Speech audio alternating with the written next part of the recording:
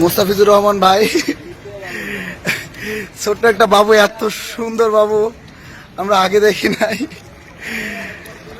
পুরো ফেনী যখন পানি নিচে তলিয়ে, তখন এই বাবু আমাদের অনুপ্রেরণার কারণ,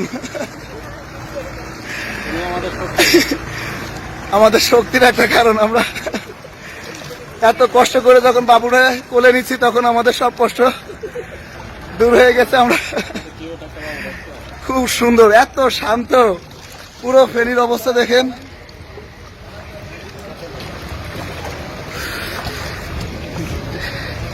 বৃষ্টি হচ্ছে একদিক দিয়ে বন্যার পানি, পুরো ফেনী অঞ্চল প্লাবিত, নোয়াখালী কুমিল্লা অঞ্চল।